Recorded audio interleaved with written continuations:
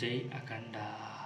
So మొత్తానికి Balayya cinema ఈ నెల 12న రిలీజ్ అవుతుంది, అంటే డిసెంబర్ 12న. సో మొత్తానికి థియేటర్లు బద్దలు అవ్వాల్సిందే. సో మోగిలి సినిమా చాలా డిసప్పాయింట్ అయింది. అనుకున్న డేట్లో రిలీజ్ కాలేకపోయింది అఖండ వాయిదా వల్ల. సో అందుకే అఖండ డిసెంబర్ 5న రావాల్సిన సినిమా డిసెంబర్ 12న రావాల్సి వచ్చింది. సో అందుకు మోగిలి సినిమాకు చాలా ఎఫెక్ట్ పడింది. సో మొత్తానికి అఖండ వల్ల లైన్ క్లియర్ అయిపోయింది. సో అఖండ తాండవం ఈసారి పూర్ణకాలం పక్క.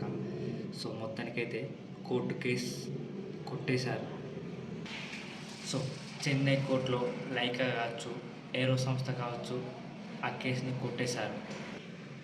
సో ఇప్పుడైతే మొత్తానికి లైన్ క్లియర్ అయింది. అఖండ 2 సినిమాకు ఎలాంటి ఇబ్బంది లేదు. సో డిసెంబర్ 12 తప్పకుండా ఈ సినిమా బ్లాక్ బస్టర్ అవ్వాల్సిందే. వరల్డ్ వైడ్గా రిలీజ్ అవ్వబోతుంది. పేరులోనే biggest high budget movie. Thaman music, Boyapati cinema taking, Balayya Shiva తాండవం వేరే లెవెల్లో ఉంటుంది. నిన్న చూసారుగా ఒక టీజర్ రిలీజ్ అయింది. అఖండ తాండవం ఒక మనిషిని పట్టుకొని హారతిస్తాడు. సో ఒక తల ఒక చేతిలో ఉండి ఇలా హారతిస్తాడు. సో వేరే లెవెల్ థాట్.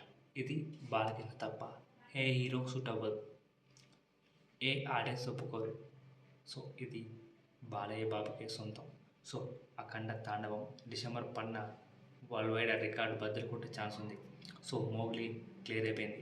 సో ఇప్పుడు అఖండ మానియా హిందీ, తెలుగు, తమిళ్ అన్ని భాషలో రిలీజ్ అవుతుంది. బ్లాక్ బస్టర్ అంతే. సో రేపు థియేటర్లో విజిల్స్ వేసే ప్రతి ఒక్కరికి అఖండ 3 హింట్ ఇచ్చే అవకాశం ఉంది.